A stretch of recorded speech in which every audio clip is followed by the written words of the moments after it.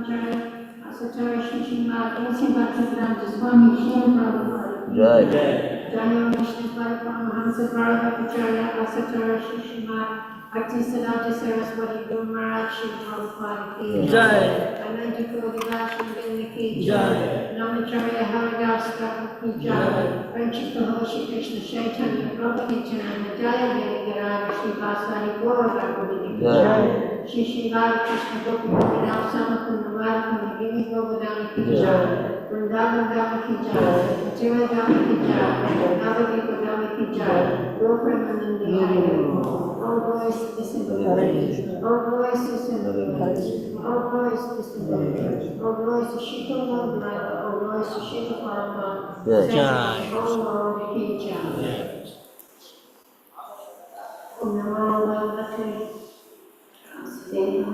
Om Namo Bhagavate Vasudevaya. Om Namo Bhagavate Vasudevaya. Om Namo Bhagavate Vasudevaya. So we're reading from the Srimad Bhagavatam, Canto 4, Chapter 16, Text number 17. Praise of King Pṛthu by the professional reciters.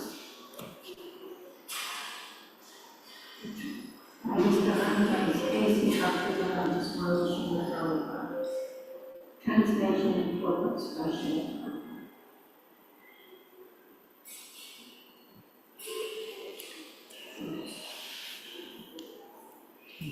4:16:17.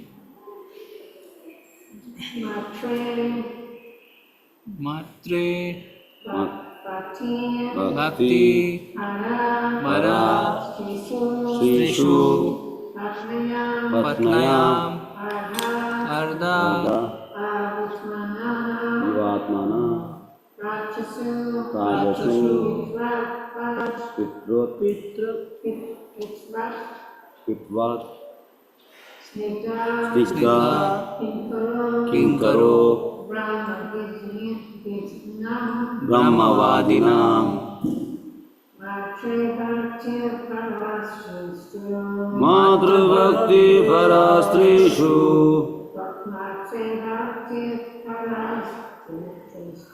Madhurabhakti parastrishu Patnyamada ivatmana Prajashu Vitruva Snigdha Kinkaro Brahmavadina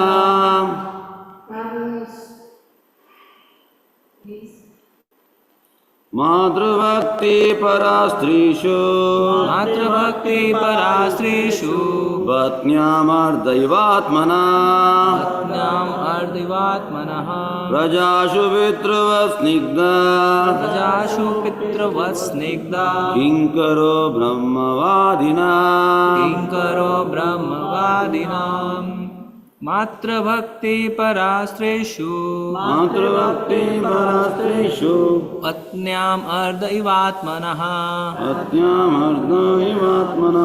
Prajashu pitruvat snigdaha Kinkaro brahmavadina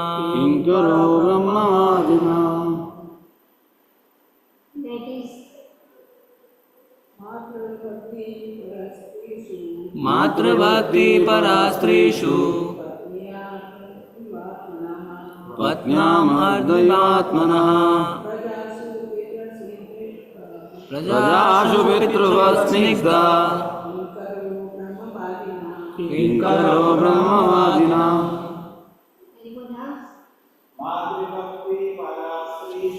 Matrabhakti parastreshu Patnyam ardaivatmanaha Prajashu pitruvasnigdaha Kinkaro brahmavadina. Matrabhakti as respectful as one in is to his mother, as respectful as one is to his mother. Parastrishu, to other women. Patnyam, to his own wife. Ardha, half. Iva, like. Atmanaha, of his body. Prajashu, unto the citizens. Pitravat, like your father. Snigdha, affectionate. Kinkara, servant. Brahma,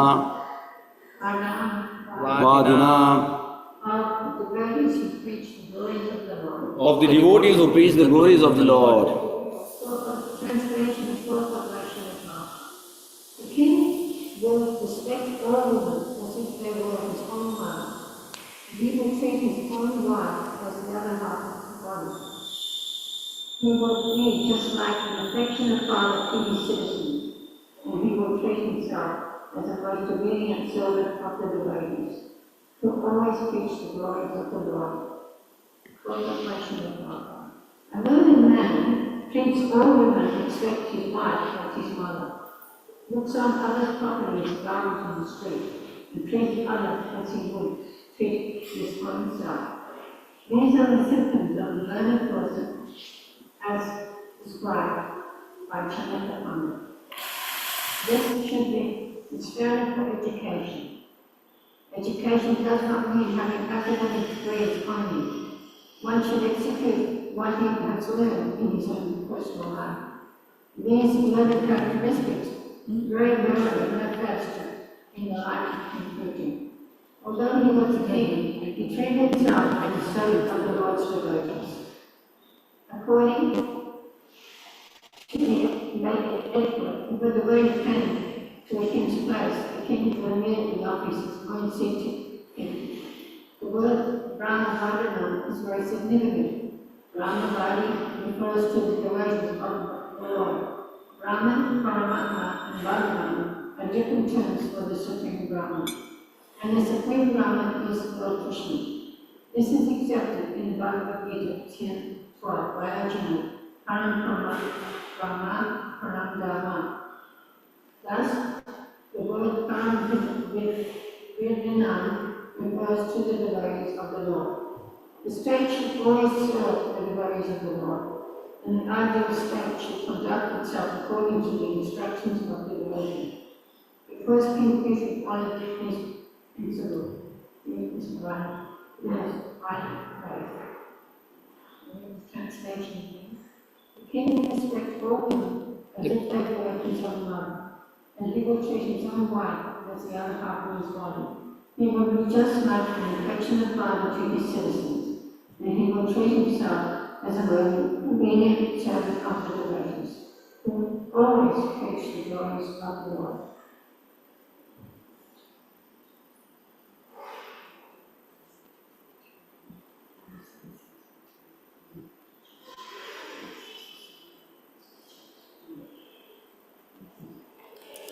Can I have two things on the floor?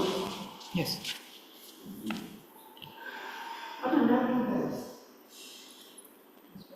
Yeah, can you put two words up on each other? Just make this one very short, very short.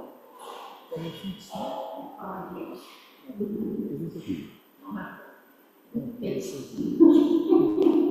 It's okay. Yeah, it's okay.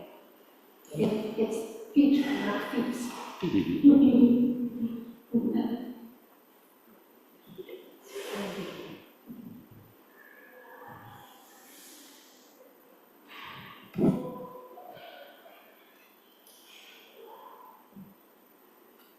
What a lovely verse.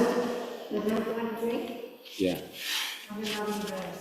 Very fortunate today to be given this beautiful verse. Every verse in Srimad Bhagavatam is wonderful, but this one is especially wonderful. What a wonderful king. Just like Lord Brahma. Lord Brahma was a perfect king. He would send his subjects out into the kingdom to find out if any of his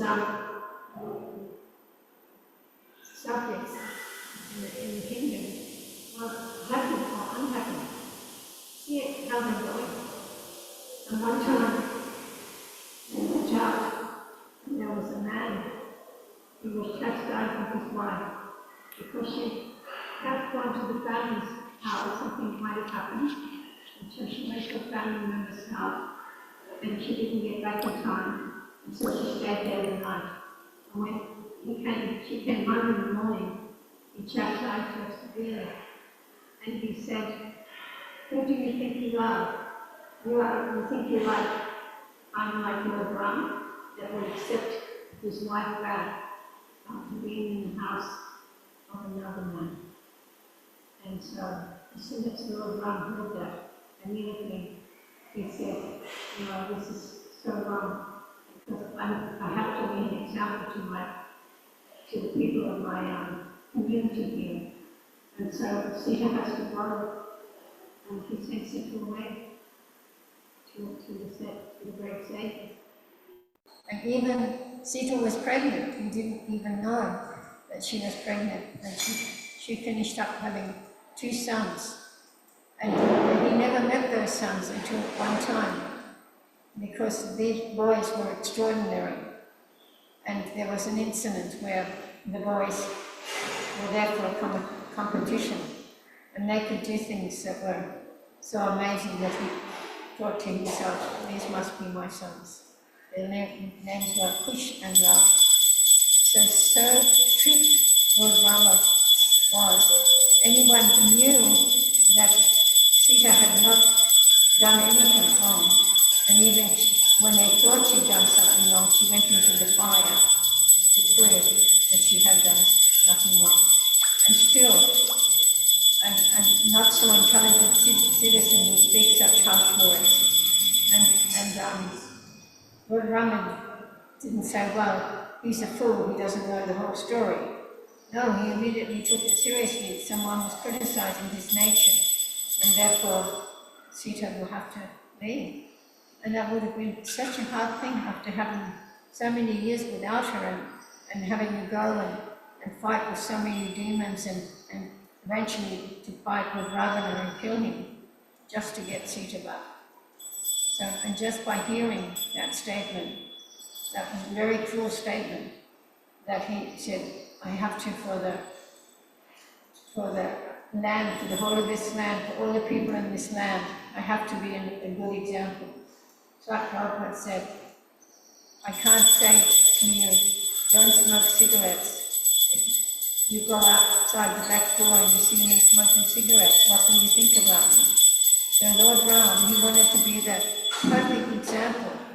If the people of my kingdom don't think much of me because Sita got taken away by the demon Ravana, even though she didn't do anything really wrong, but because they are talking about me badly, then I have to protect them all, and I'll send Sita away. People were crying because they didn't want Sita to go. And imagine that man probably was eating his words afterwards, that he said such a terrible thing. Come over here, sit here, so I can see you. Or it's really hard filtering between two. Yeah. And I like to look at both. I'm talking to you both, to all of you. Yes, so, and this is a very lovely verse about how King Pṛthu. So if anyone who doesn't know how to treat a woman, then he should read this verse. Right? Whatever color you're wearing, white, saffron, striped, this is the way you treat a woman. Some of the temples I go to, I always say to the ladies, why are you up the back in the cupboard? They throw you on the cupboard. And they take over the whole temple, and the ladies have only got a little tiny spot. I go, what are you doing down up here? Ladies, come on, come down the front. Because in most of the temples, it's 3/4 with the men. They have Mudabettu, Krishna, Balaram, and at least the ladies get one time. And the ladies are up the back for their obeisances when the curtain is open. And then we all move down the front. We can go right up the front as far as we know. No one will say anything. And some of the temples and ladies are right down the back, and I'm thinking I'm the only one up the front. I say, come on ladies, come up the front. And they're so used to it, they won't come up the front, you know. But it doesn't show good, because actually King Pṛthu and Lord Ram give the perfect example of how it should be. And we're trying to reach 90% of the world are married couples with families. So if they come to our temples and they see their wives and children are being treated like that, some will never come again, isn't it? So we have to be very particular, even though you're wearing saffron and you want to remain brahmachari, but you have to understand that these ladies, every one of them is your woman, your mother. Just like at the time of conception, the father is the seed-giving father. But who takes care of that child from the very time it goes inside the tummy? You have no idea, unless you've given birth or gestated the child. You have no idea what a mother goes through. That you would bow down to your feet 1,000,000 times if you had to go through that. One time my husband, he had a wisdom tooth pain. And he said to me, "This is worse than childbirth." I said, "How would you know?" I was very, very fortunate that I never had really heavy childbirth. My children just popped out. Only the first time. It was so painful, I said to the midwife, no, push it back in. I don't want to experience this pain. So that's childbirth, so that's a mother. And then the whole time you're in the baby's in your womb, you're hearing the baby kicking, sometimes heavy kicking, and very, very painful. I remember one day I was walking on the road, I'd never had a baby before, and all of a sudden I got this shocking pain, 4 months, scared me to death. Oh, such a terrible pain, is the baby going to fall out? Right? So you understand what the man gives is little really compared to what a mother gives. And that mother, she's so dedicated. You would say at any time, your mother would ring you on the phone and be asking you, "How are you, my dear son? How are you, my dear daughter? What are you doing today? Where are you? Are you safe? Do you have enough money?" And sometimes you have difficulty, so mother will send $100, $200 to the son, to the daughter, just to help them out. She never forgets the relationship with a son or a daughter for the whole of their life. But sometimes it is known that the children treat their mother so badly.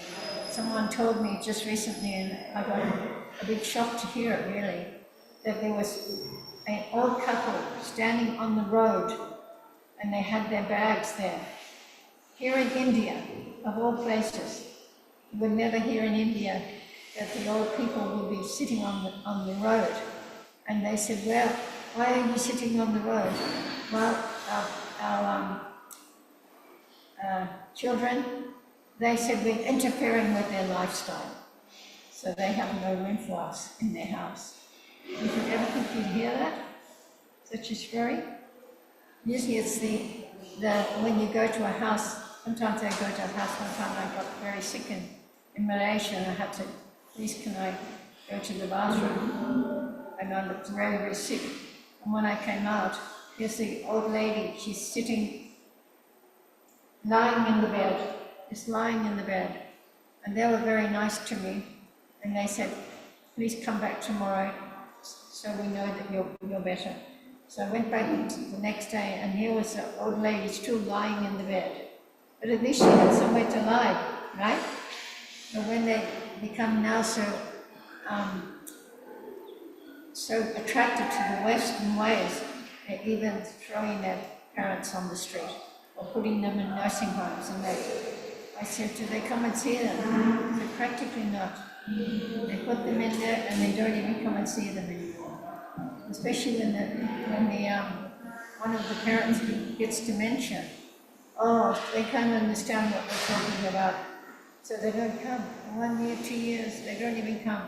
And when they come, because mother and the father doesn't recognize them anymore. They stay for 2 minutes and they go away. So he's so amazing. King Pṛthu, how he's taking care of all the people in his state. So this is a very, very wonderful quality. So I like your temple because I see that you take care so nicely. And it's not everywhere like that. But Prabhupada taught like that. One time I was in Germany, and there was one brahmachari who used to call us Sie women. Sie women. Not Sie Mataji's. It was German line. And I couldn't go to the bathroom upstairs, so I wanted to go out into the yard and go to the bathroom out there. And they were painting the floor. But there was a little path on the side there where I could walk. And he said, "What are you doing in here?" With the boys and shut. And I said, "I'm going up to the bathroom because the bathroom upstairs is occupied and I really need to go." And he said, "Don't you go down there." And he started painting my foot with the paintbrush, with maroon paint. And I went out the back, I went to the bathroom, and I came back in through this same way. He touched me. And I said, "Hamsadutta, look what Ikshaku did to my feet." And he said, "What?" He said, "You just go upstairs." And he called Ikshaku in. And this would be something really terrible for Ikshaku because he was such a proud brahmachari, Z woman, that you have to get that turpentine and you have to tell Surabhi to come downstairs and you have to clean her feet. Because he told him, if you don't clean Mother Surabhi's feet, you see that door there? And you pack your bags and you're gone. That's how severe it was. And this is severe. But we were brought up like that in Germany. Very nice training. Anyway, so I came downstairs and Ikshaku had to be very humble. He had to clean all the paint off my face. It was the biggest austerity for him. But the biggest lesson, isn't it? Because if you're disrespectful to ladies, then what is the use of your life? You have learned nothing. And how can you advance in your spiritual life? Right? I have sannyasis that call me their mother and write me a notification in the book to my mother, Surabhi Manj. Please read my book. That's a real sannyasi, or a real brahmachari that will take your hand and help you on the road to Mayapur to go on across the Ghat, because it's very, very high up. But that's a real brahmachari. That's a brahmachari that has taken the instructions of the spiritual master and the instructions of the instructions of the spiritual master to have understanding.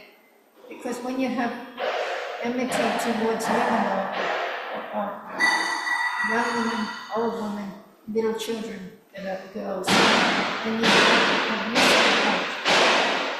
And if one wants to advance into his life, and he cannot see that this is a woman, this is a goat, this is a cow, this is a cockroach, this is a gecko, this is an echidna. You can't see the difference in the body because you know in the next life they could be more advanced than you. They heard the kirtan 200 million times. They were living on the Hare Krishna farm just outside the temple door, and they heard the Hare Krishna Mahamantra more than you have, and they're more advanced than you. You see the echidna and you kick it. Get out of here, you, because he's got quills. And my son was so unafraid of those echidnas. One time he came to my door. He said, "Mummy, look, there's an echidna under there." And I said, "Where?" He showed me the quill. He's got the quill in his hand. I said, "Where?" He took me by the hand, 2 years old. And he took me and showed me underneath the house that there was an echidna. No? So he understood that this is a soul in this body. So this is how we have to feel. You cannot have any enmity to any living entity. There was one fellow at the market, he had a market store next to me, and he opened one of his boxes, and there was a cockroach in there. And the cockroach ran out of the box, and he was jumping all over the box, like all over the cockroach, like it was a demon or something. And I said, why did you do that? He said, they're such dirty, disgusting creatures. And I said, and therefore, you have to kill it in such a bad way. It was so embarrassing to see him do that. But they have no understanding about the soul within the body. They just think it's a body, a little brown body. I mean, honestly, I don't think cockroaches are very attractive at all. When I see them, I think, ooh, like that. Right? It's just that they come because they're attracted to dirt. But how do you stop that? How do you stop that the cockroaches come? Whose fault is it that the cockroaches come? Is it their fault? Because they're looking for some food, they like dirt? Is it their fault because they're looking for dirt? No, it's our fault because we're not keeping our home clean, our temple clean. One time, Prabhupada went to Newcastle in England, and there was cockroaches and rats there and mice. And one of the devotees said to Prabhupada, what should we do, Srila Prabhupada? We're completely overwhelmed with these cockroaches and mice and rats in our temple. Should we kill them? And immediately Prabhupada turned around and said, you should be killed, you should be killed, and you should be killed. Because you're the reason why they came, because you're not clean.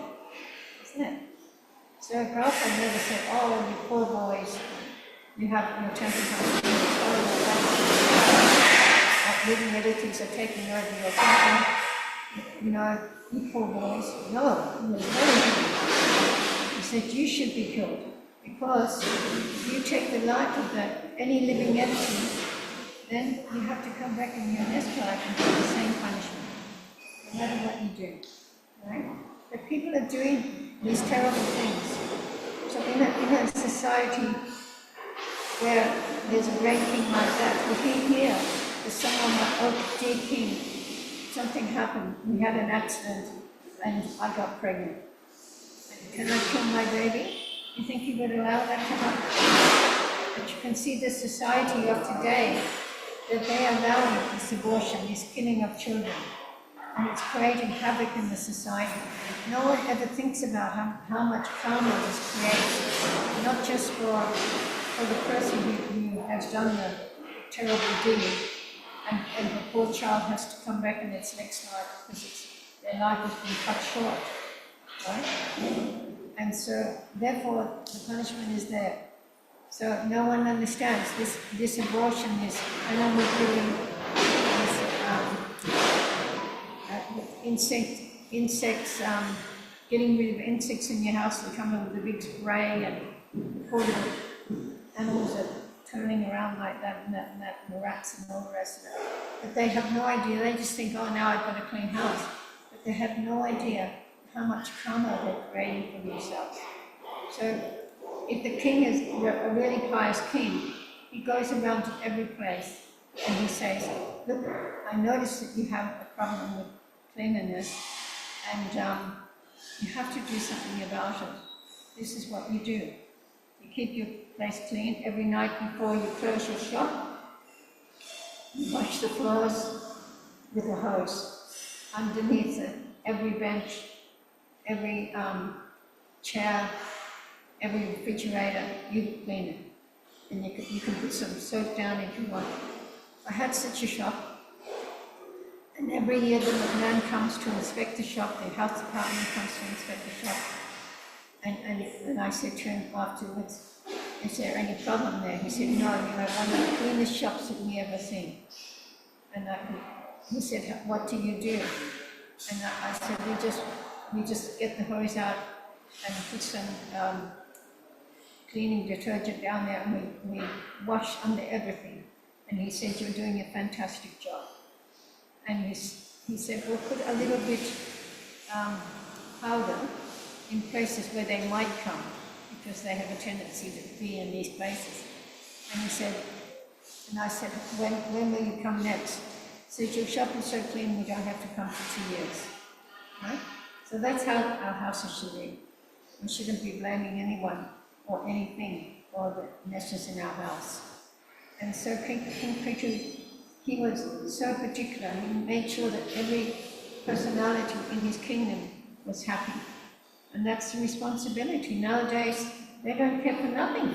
All they want to care for is their pay bucket, right? They don't care. There's so much homelessness in the world today, right? Children and parents living in cars. Now, imagine that. When I tell the devotees in India that people in Australia have nowhere to live because the cost of living is so high, and even they get money from the government, it's not enough, right? And that they're living in cars, children and parents living in cars, because they don't have a home. And I don't have a home either, but one time I rang up the Department of Housing and I said, can I go on the list of the housing? And they said yes. And I said, how long is it? And they said, oh, we've got about 30,000 people. And I said, how many years do you think that? Oh, maybe 10, 15 years. I said, I'm already 74. By the time you find me a place, I'll already been left the planet. So it's like that, you know. And some people, some places, they're just not doing anything about it. But yet they're taking all the money from the land and they're sending it to the countries that have got wars going on because they're killing so many children and women, so they have to have money. So they're taking the money from our countries and giving it for the war. Or they're bringing the refugees into the country and they're giving them a house, a job, you know, everything, pension, everything. But the people in their country, they're not looking after them. But that's not King Pṛthu. He's not that type of person. This is the kind of kings that we need to have, don't you think? These are the type of kings that we need to have in this day and age. But you're always hearing scandals. Prabhupada said, never trust a politician. Never trust, because they're rascals. I actually met one time. He came to the market where I had my business. And I said to him, Mr. Politician, I said, I'm the Hare Krishna. And we have principles, no meat eating, no intoxication, no gambling, no relationships outside of marriage, and we're vegetarian. So how can I sign to put you into office if I know you do all those things? And he said, you don't have to sign. You just put on in a non-vote. So from that time on, about 30 years ago, I'm putting in a non-vote. I have to go and put in the vote because or else they find you that you didn't put in the vote. So what I do, I go in there and I pretend that I'm ticking the boxes and I fold up the ballot and put it in the envelope. But I didn't put anything on there. But he told me to do that, and I thought that was very nice. Because how can the devotee in their heart go and vote for these people when they're killing the little animals, where they're not protecting the mothers of the children, where they're not giving the people somewhere to live?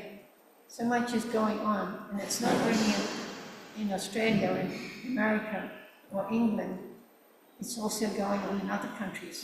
Some countries, and I just read a nice article about Singapore.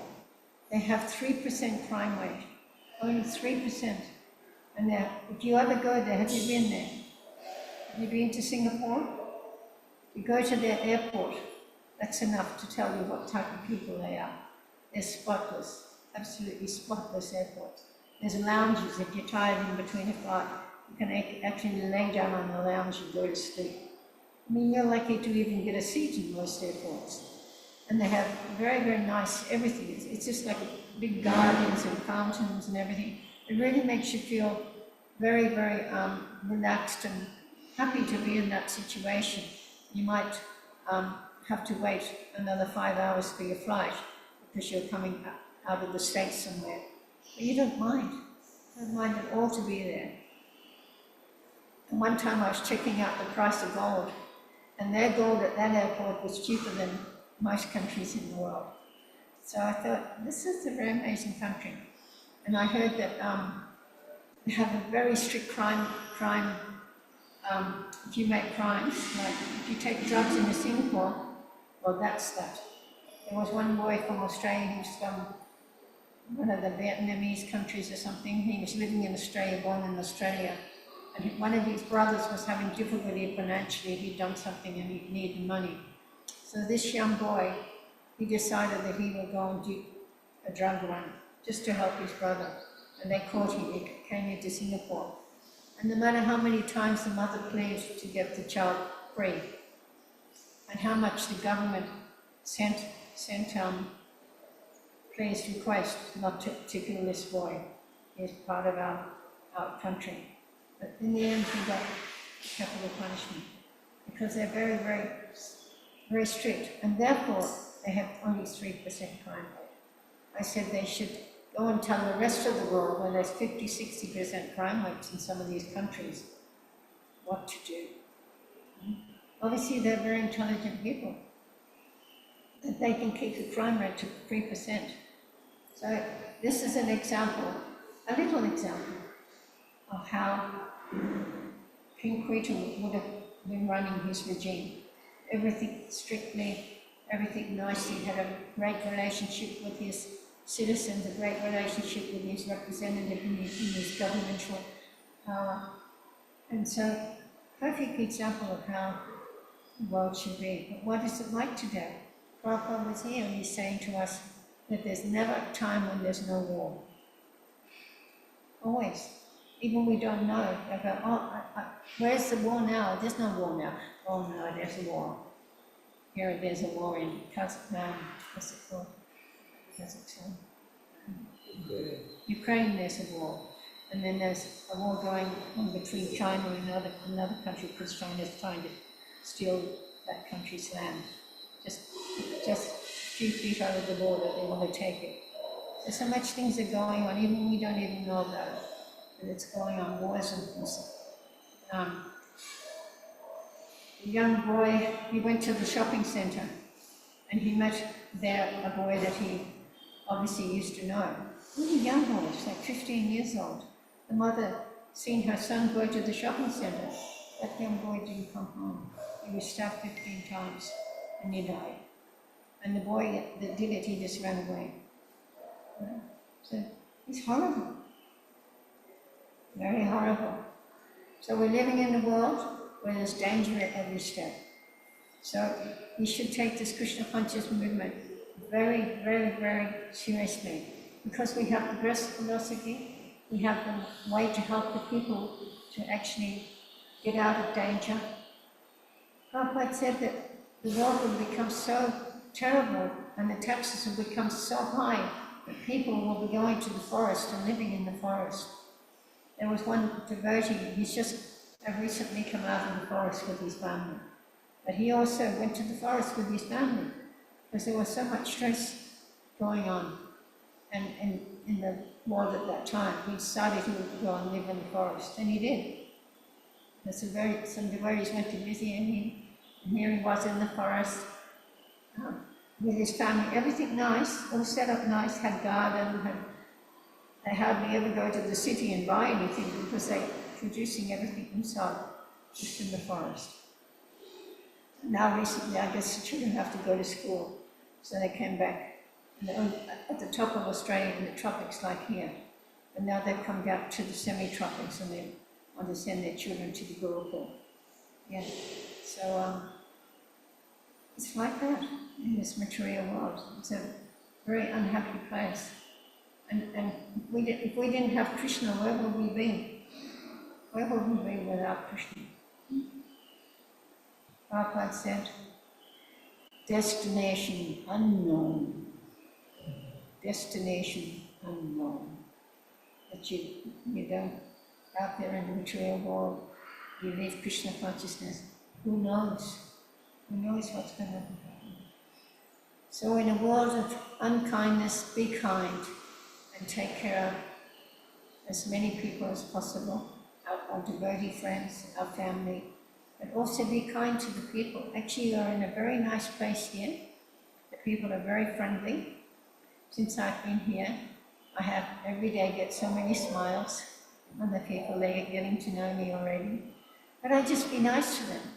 I say to them, hello, how are you today? And they want to know where I'm from, how long I've been in this movement. So it's not hard to be kind, is it? You see someone and they're serving you at the shop, but they look very nice today. You say, wow, you look ball sundara. It's a nice dress, ball sundara. Big smile on their face, isn't it? It's not hard to be kind. It's actually harder to be cruel, isn't it? But saying a few uncruel words can cause so much trouble. Like they have signs in the buses and trams and trains in Australia, be kind. You can't unwind what words. You can't unwind, so be kind. Don't say mean things. And it's like that. And devotee should never be unhappy. One time there was one devotee, and he always looked morose. And Prabhupada said, why do you always look so morose all the time? He said, if you cannot smile, then go and sit in the toilet until you can come out and have a happy face. It's true, he did say that. And so, we should be always happy and have the most wonderful philosophy, wonderful lifestyle, the wonderful food. And Prabhupada said, if it wasn't for prasadam, none of you would be here. So prasadam should be very nice, shouldn't it, Prabhu?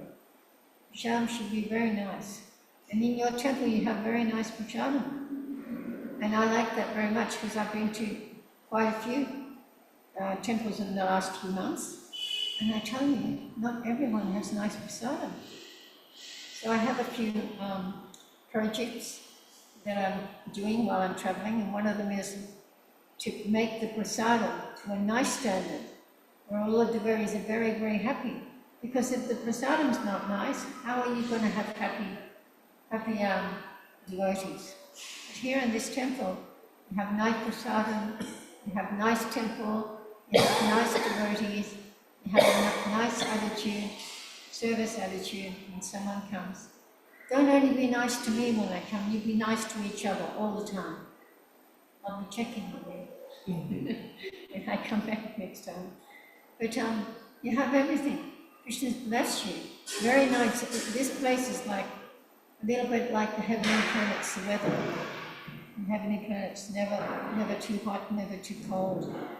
Always a nice environment. When it's cold and windy and rainy and the heat is coming down, all you just want to do is stay inside and don't go out. Right? But here, it's so nice. All you have to do is have an umbrella if it gets too hot, or an umbrella if it starts raining. Right? But otherwise, generally, this is a beautiful place. And all our friends on our network, we hope one day that you will come here and visit us all here. And the cows are in the street. They're very, very present. When I'm walking in the morning, I came to Mangalore, the cows were there already. And when I went back to the house, I seen the cows and I said, hello, you're here already. I said, well, you like the street because it's warm, don't you? And they put their look at me and the dogs too. The dogs are spread out on the street because it's warm. That's why they like it. So they're happy. And you know when you have a lovely place where the citizens are all happy, not only just the men, the women, the children, the cows, the dogs, they are all living entities. You see them happy. So it's actually a very, very nice place. And I feel very comfortable here. And you don't even have to go to the city. You can actually stay here. But if you need to go to the city once a month, that's fine. Isn't it? The ideal life. Or you can go to the city and meet people and distribute books. I always lived in the countryside in Melbourne, outside in Victoria, Melbourne. And I'd go into the city twice a week for the Harinam. And I'd give out books before the Harinam. And I always met the nicest people. Sometimes it took a long time to distribute books. And they'd say, how many books you done today? And I said, oh, I only done 1 or 2. But I tell you, every person I meet, they're the best ones. They're the best ones. Krishna sends me the best ones. And why don't you distribute 5 books? But someone will come and be very kind, very nice, and they never had a book before, so give them a book. But someone will give me $50. Someone will come up, I have no money and I don't like giving money up on my card, but here I've got some Danish money. You take this, he goes, this is going to be worth a bit. And so I went and I changed it, and it was $80, 80 Australian dollars with a few Danish notes. And he came back the next day. We actually became good friends. And he said, how did you go? Did you change the money? And I said, I did. And he said, how much did you get? And I said, I got $80. And he goes, fantastic. And I said, next time I meet you, I want to give you our Bhagavad Gita. It's an incredible book. And he said, and I said, I'll give you one, because you gave me one. And he said, no, I'm going to pay for that book. And I said, okay then. And we haven't, I don't think we met each other, the book. But I gave him The Coming Back and Beyond Birth and Death. And at the time, his sister was having a baby, and it was a pretty heavy childhood. And he said, when I read that book, I immediately took it to my sister and gave it to her to help her to understand that about the body and the life. And so, at the end I say, because I say I'm grandma, because a lot of them have not shown me. I said, please take a book from grandma. Like that. And I said, at the end, even if they can't take a book, if they can't afford a book, I always give them a hug. Like yesterday. I always give them a hug. And oh my God, those people, they embrace you like if no one's ever hugged them since they're a little child. They just love it so much. And they go and often I see them and they say, hello, how are you? You remember me the other day, I got a book of you on the train or something like that. They don't forget because you are personal. And just like Srila Prabhupada, one time Prabhupada, his disciple, Mataji came with her parents. And they met Srila Prabhupada. Srila Prabhupada was just so nice. He made sure that they had a nice place to sit, they had a drink of water, that the devotees brought them prashadam, and he was very polite to them. And after she left, they said, we understand now why you've come to this movement and why you love this man so much. You see, because that was Srila Prabhupada. He was so personal. He was a friend to all. My god sister, she wrote a book, Srila Prabhupada, A Friend to All. And it was a book, if you can get it, by Mudabettu Mataji, you'd like to read it. And it was Prabhupada's friends, before he went to the west of Srila's Hare Krishna movement. And she went and met them and wrote down what they said about Srila Prabhupada. Such a wonderful person he was. The book is called Srila Prabhupada, A Friend to All. And even in that book it tells you how Prabhupada, when he was given that land for Vrindavan temple. So like that. So, am I still on E? Do I have to follow the time? What time is it? Oh, I'm over time. You have to have the bell. Ding, ding, ding, ding, ding, ding, ding, ding. I can sit here and talk forever. One time, I was at the Hare Krishna farm in northern New South Wales. I used to live there for 14 years. And our GD said that he was standing there with the temple president. The temple president needed a pujari. And he said, hey, Surabhi, come here. And I said, yes. And he said, would you like to be the pujari? And immediately Ramaswami said, no. Surabhi is a people person. She loves people. She's not going to want to go and do duty worship. She wants to go out and meet people. And I love devotees, talking to the devotees, I love talking to the people. And they remembered this thing. I went one time from being 14 years on the farm, I went to Bengali, the top of Australia. Whenever I used to go into that small town, I always dressed like a devotee. I had my sari on, my tilak on, and all the other girls, they were dressed in their non-devotional clothes. And I'd say to them, why are you wearing that? Why can't you wear your sari? I said, are you ashamed to be a devotee? Oh, we don't want to wear that. We wear it every day, like this. And so I used to go to the town, always dressed in the sari. So when I went away, all the people, the town, they come and they say to my friends, where's that lady gone? You know that lady that wears that beautiful sari? Where's she gone? She's been here so long now, she's gone somewhere. And they said, oh, she lives in Darwin now. And I used to do markets up there. They used to call me the Hare Krishna lady. And I had these market stalls. And they'd say, your market stall just looks like a temple. It is the most beautiful market stall on the whole market. And I had it decorated. I put the decorations around the top and carpet books were there, the cookbooks, everything was there. And one day a lady came up and she said, can you tell me, did you used to live in the Wollongong? And I said, yeah. She said, I know you. I was there when you were there. I remember you. And it didn't only happen once, it happened about 3 times. And then one time, we drove all the way from Darwin down to Wollongong to go to the farm where they had a festival every year. And when on the way, the car broke down and the generator went. So we had to wait 1.5 days until the generator was called.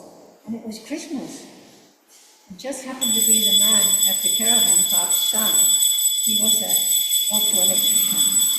So he was able to coil out our generator. And so we got there a few days late.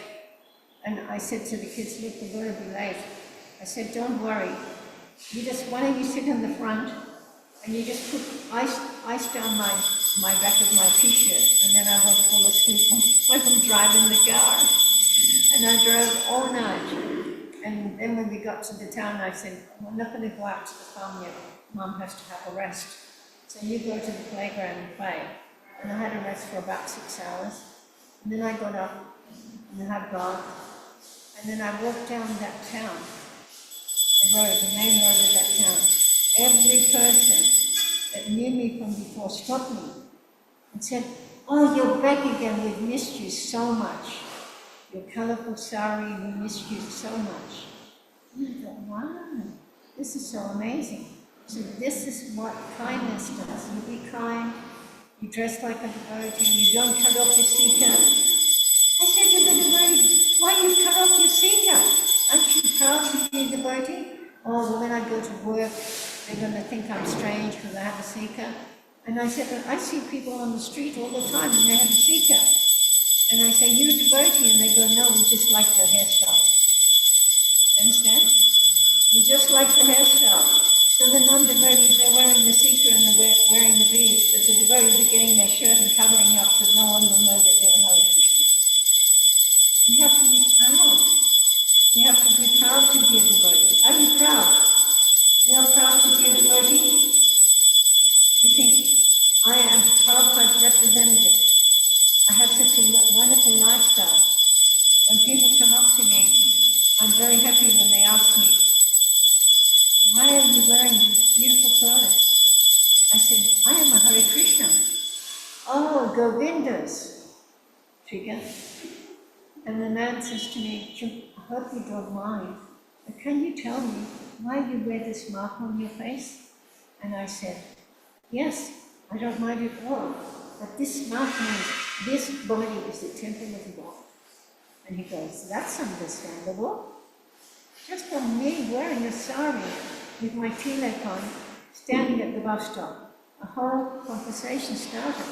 And that man went away very happy. And I went away very happy, thinking that, isn't that nice?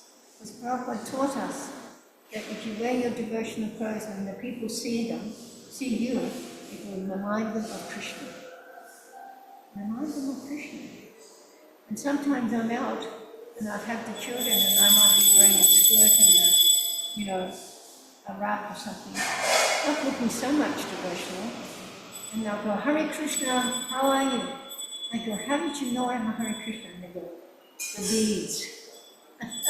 They know by the beads. Maybe on that day I had my tilak on in the morning, and when I went out I was already rubbed on, right?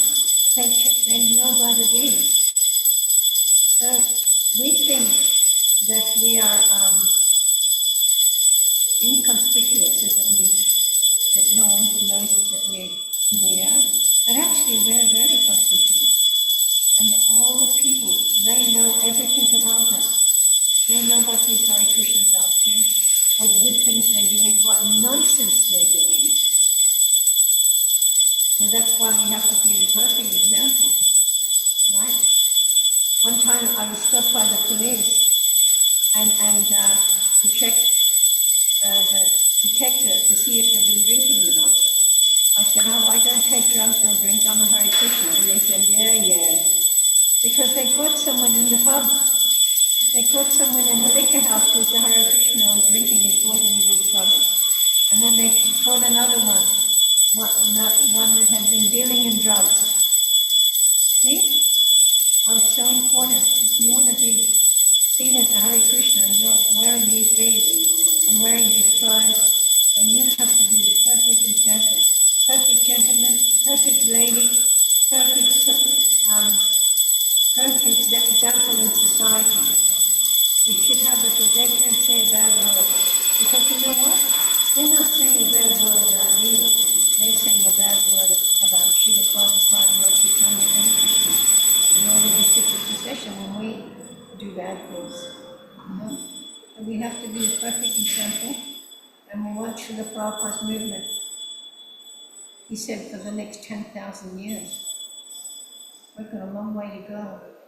And already we've got a bad reputation. So we have to be perfect. Perfect example for Prabhupada is we owe this to him. We owe our life, this life and many lives, and all our children's lives, we owe to Srila Prabhupada for bringing us the most wonderful philosophy in the world. A house that the whole world can live in. That's what the astrologer said when they read his chart. And it said, this man is making a house which the whole world can live in. The whole world.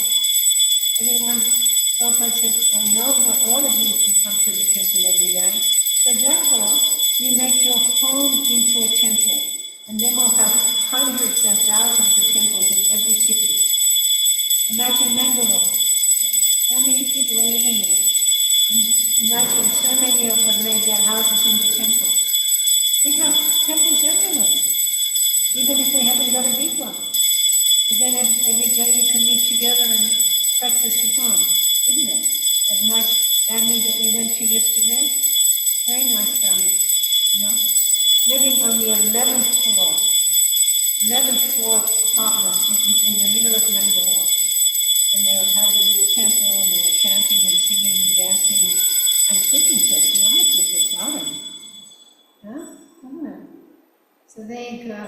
So don't be afraid, be proud to be a devotee. Don't cut off your sikha, don't hide your sari. Go out there, be proud, and let the people come up to you and ask you. Continuously, isn't it? Especially when you're in a white body in a brown body country. They constantly come. But they know who I am. They don't come and say to me, wearing it one way, you're wearing that. They come up and make pranams to me.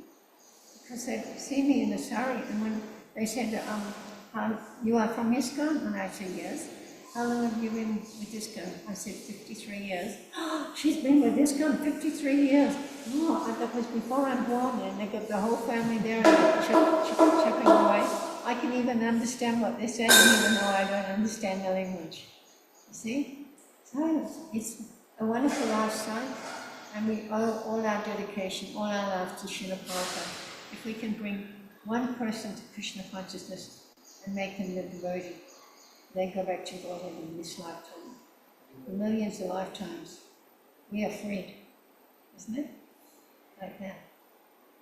So this Kali Yuga is only getting worse. Don't think that I'll come back and free the conditioned souls. Prabhupada said, get out as quick as you can. So we've got another job to do. Prabhupada's in another universe doing Harinam. And he'll take us and introduce us to Krishna. And we'll say, but Prabhupada, where are you going? Well, I just want to come with you. Because we know when we're with Prabhupada, we're with Krishna, isn't it? And right there with Krishna, we're waiting for Prabhupada. So, be happy, follow the rules and regulations, and do what Prabhupada wanted us to do. When my god brothers and sisters come here, take care of them. They have a wealth of knowledge. They will help you to understand any problems that you might have, and inspire you in spiritual life. We've only got a few more years left. One day, there's only going to be one left. Only one.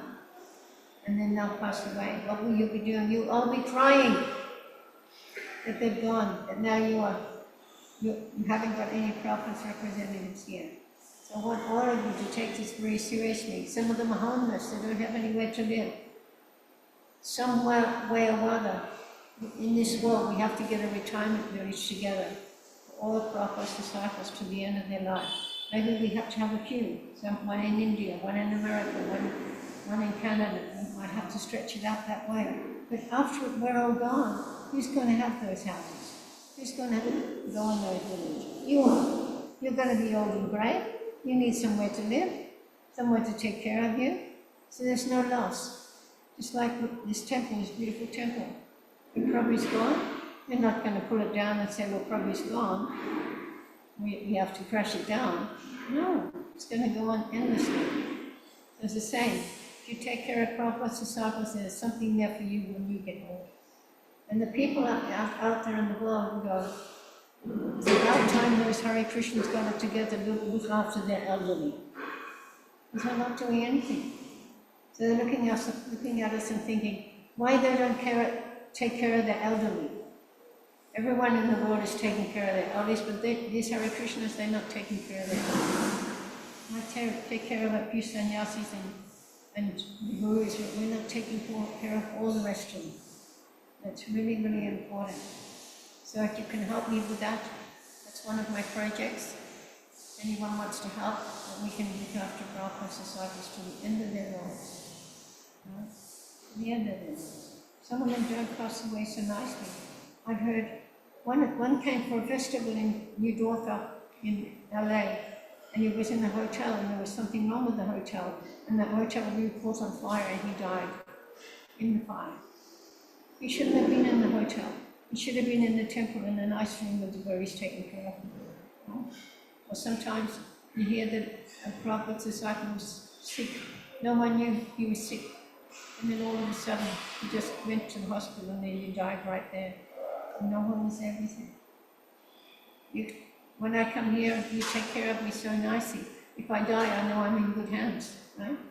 Wherever I go, especially over the last few years, I went to my professor for 13 years every festival. Then the pandemic came and I couldn't come for 5 years.